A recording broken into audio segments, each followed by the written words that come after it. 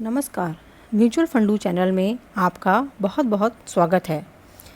जैसे कि आपको पता है कि हम फ्रैंकलिन टेम्पल्टन ने जो 6 म्यूचुअल फंड्स क्लोज़ किए हैं उनको लगातार फॉलो अप कर रहे हैं और उसके बारे में हर तरह की न्यूज़ मैं आपको इस चैनल के माध्यम से आपके समक्ष रख रही हूँ।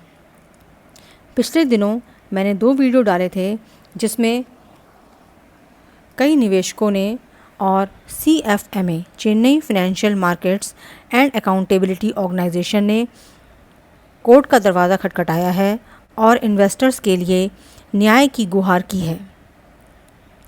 इन्हीं वीडियो में मैंने आपको बताया था कि CFMA बहुत ही जल्द एक ऑनलाइन पिटीशन लाने वाला है जिसके कारण हम सब निवेशक अपनी आवाज़ कोर्ट तक और आगे तक पहुंचा सकते हैं। तो ये वीडियो उसी ऑनलाइन पिटीशन के बारे में है। आइए इस वीडियो की शुरुआत करते हैं। तो CFMA ने ऑनलाइन पिटीशन इनिशिएट किया है by the heading arbitrary actions of Franklin Templeton mutual fund. तो आइए अब हम इस पिटीशन के हर पैराग्राफ को देखते हैं कि वो क्या कहना चाहते हैं। म्यूचुअल फंड के बैकग्राउंड के बारे में इसमें थोड़ी सी बात की गई है, तो आइए उसको जानते हैं।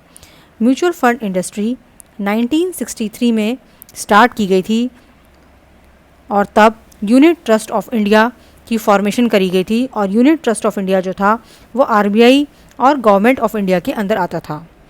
इस यूनिट ट्रस्ट को बनाने का ऑब्जेक्टिव था कि स्मॉल इन्वेस्टर्स सिक्योरिटी मार्केट में इन्वेस्टमेंट्स करें। तब से लेकर यानी 1963 से लेकर और 2020 तक म्यूचुअल फंड्स इंडस्ट्री में बहुत ही ज़्यादा ग्रोथ हुई है और बहुत ज़्यादा इन्वेस्टर्स इससे जुड़े हैं। और अब जो करंट म्यूचुअल फंड इंडस्ट्री का रूप है उसमें हम security and exchange board of India यानी सेबी को म्यूचुअल फंड्स का रेगुलेटर पाते हैं।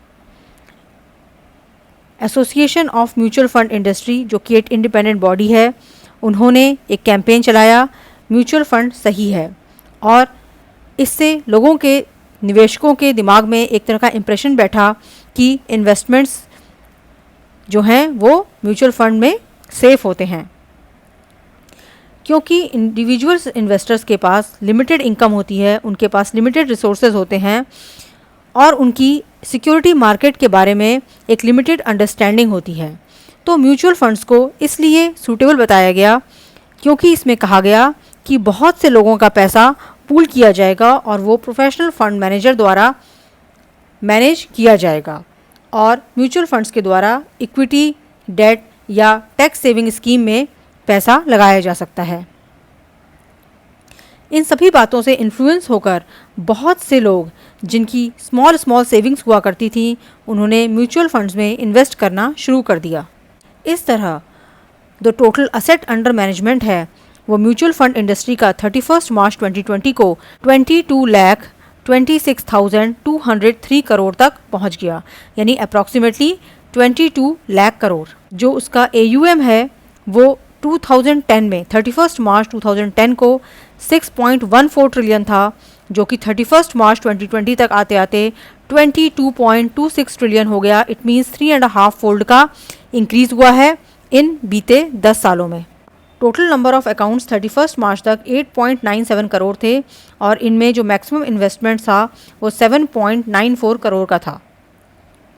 ये जो फिनोमिनल राइज आया AUM में और नंबर ऑफ अकाउंट्स इंक्रीज़ हुए, नंबर ऑफ इन्वेस्टर्स इंक्रीज़ हुए, इसके कारण सेबी की बहुत ही ज़्यादा जिम्मेदारी बढ़ जाती है कि पब्लिक मनी को किस तरह से सेफ रखा जाए और पब्लिक के ट्रस्ट को कायम रखा जाए।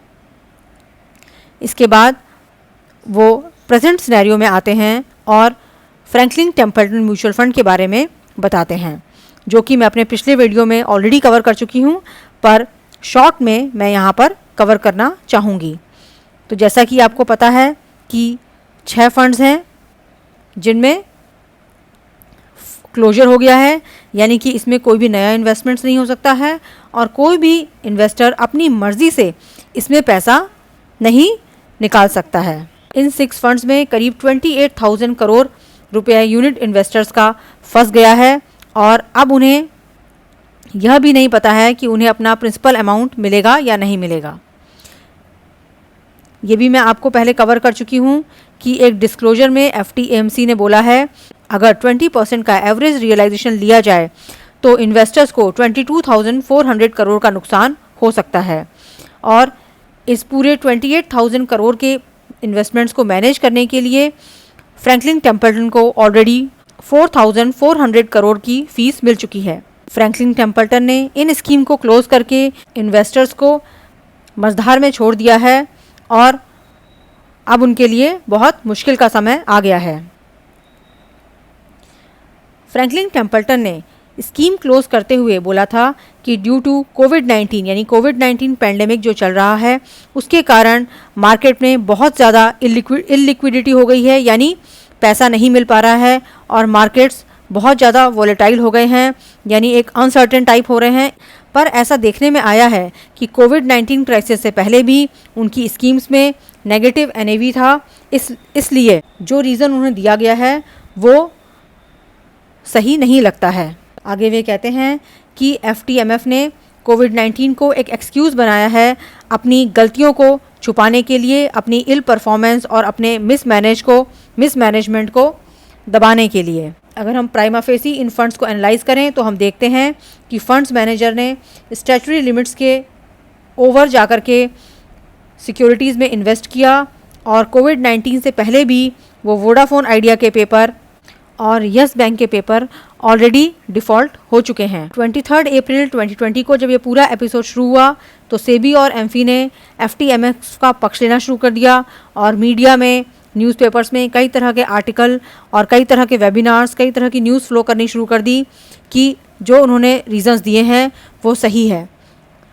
पर मगर ये समय सेबी को बहुत स्ट्रिक्ट होने का है और उन्हें ये देखने का है कि जो उनकी स्कीम्स हैं उसमें कितना कंसंट्रेशन था, उन्होंने एक्सपोजर नॉर्म्स को फॉलो किया है कि नहीं किया है। इस तरह की हरकत करके फ्रैंकलिन टेम्पल्टन MF ने जो इन्वेस्टर्स का कॉन्फिडेंस है उसको बिल्कुल धराशाही कर दिया है और इसका फ़र्क बाकी म्यूचुअल फंड्स में भी पड़ेगा क्योंकि वहाँ पर भी लोग रिडेम्पशन कराना शुरू कर देंगे। इस प्रॉब्लम से हल पाने के लिए रिजर्व बैंक ऑफ इंडिया ने 50,000 करोड़ का एक स्पेशल लिक्विडिटी स्कीम शुरू किया, जिसके कारण mutual funds extra 50,000 crore bank से ले सकते हैं और अपनी स्कीम्स को रिडीम कर सकते हैं। पर ध्यान देने की बात यह है कि ये 50,000 करोड़ भी उन्हें एक लोन की तरह लेना होगा और लोन के संग हमेशा इंटरेस्ट पे करना पड़ता है और मैक्सिमम म्यूचुअल फंड कंपनियां अगर इस तरह का लोन लेंगी तो वो इंटरेस्ट का पैसा भी इन्वेस्टर्स के रिटर्न्स या इन्वेस्टर्स के इन्वेस्टमेंट से ही भरेंगी। तो ओवरऑल ये स्टेप भी एक नेगेटिव स्टेप ही कहा जाएगा। इन सभी कार्रवाई से हम ये पता लगा पाते हैं कि अब फ्रैंकलिन टेम्पल्टन पर भरोसा करना बहुत ही मुश्किल है। अब हम आते हैं कि PIL के मेन पॉइंट्स क्या हैं। जो public interest litigation Madras high court में दाखिल किया गया है उसमें CFMA ने क्या मांग करी है। सबसे पहले उन्होंने बोला है कि एक स्पेशल इन्वेस्टिगेशन टीम बनाई जाए जिसमें एक रिटायर्ड जज हो, ऑनरेबल कोर्ट का दूसरे इंडिपेंडेंट मेंबर हो, एक डोमेन एक्सपर्ट हो, 1 senior x official of regulator हो, एक CEO हो और एक टेक्नोलॉजी एक्सपर्ट हो, ताकि वो सभी इस इन्वेस्टिगेशन को सुपरवाइज कर सकें जो कि सेबी के अंडर में चल रहा है और फ्रैंकलिन म्यूचुअल फंड किस तरह से काम कर रहा है इसके बारे में वो कोर्ट में एक रिपोर्ट सबमिट करें।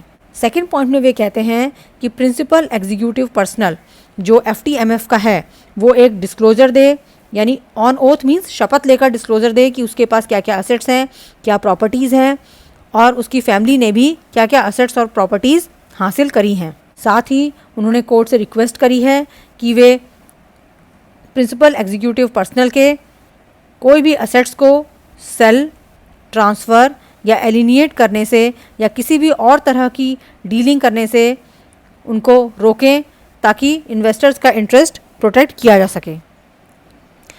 साथ ही उन्होंने बोला है कि वे कोर्ट ये रिस्ट्रेन करे कि कोई भी पर्सनल जो है वो ना ही रिज़ाइन करेगा ना ही अपना एम्प्लॉयमेंट लीव करेगा जब तक कि इस केस का पूरा निपटारा नहीं हो जाता। साथ ही कोर्ट उन्हें रिस्ट्रेन करे कि वो किसी और तरह का असाइनमेंट और कोई और तरह का रोल न ले लें।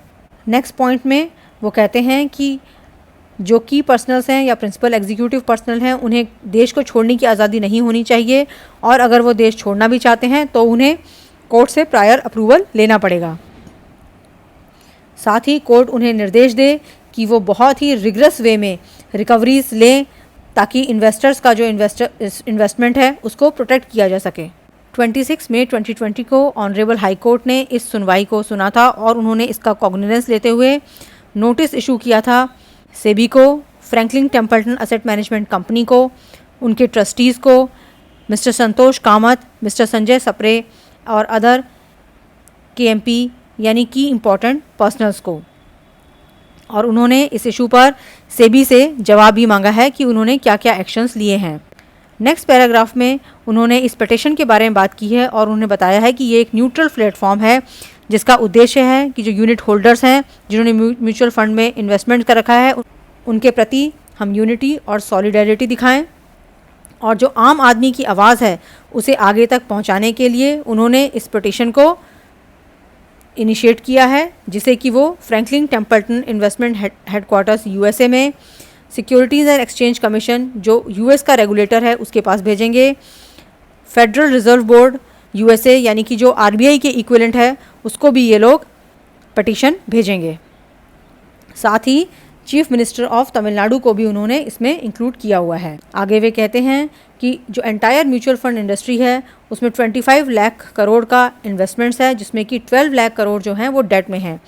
और ऐसा नहीं है कि इस पूरे फियास्को के सिर्फ वही सफ़रर हैं जो कि जिन्होंने फ्रैंकलिन टेम्पल्टन की इन 6 स्कीम्स में इन्वेस्ट कर रखा है। कल दूसरे इन्वेस्टर्स के साथ भी ये समस्या आ सकती है, और अगर ऐसा हुआ तो हो सकता है कि 12 लाख करोड़ में से 7.2 लाख करोड़ का नुकसान बाकी इन्वेस्टर्स को भी उठाना पड़े। इसलिए ये समय है कि सभी लोग एक साथ एकजुट हों, चाहे उन्होंने फ्रैंकलिन टेम्पल्टन की इन 6 स्कीम्स में इन्वेस्ट कर रखा है या नहीं। ये समय बहुत ही मुश्किल है और सभी को हाथ मिला के चलने का समय है। आगे वे कहते हैं कि म्यूचुअल फंड इंडस्ट्री ने जो एक कैंपेन चलाया था म्यूचुअल फंड सही है, इसने सभी निवेशकों को हिप्नोटाइज, मेस्मराइज और ओरिएंट किया है उनके दिमागों को, ताकि वो एक अपना जो हार्ड अर्न मनी है, सेविंग है, उसको बैंक FD की तरह सेफ समझें और म्यूचुअल फंड में इन्वेस्ट कर सकें। साथ ही वे कहते हैं कि investments in mutual funds are subject to market risk.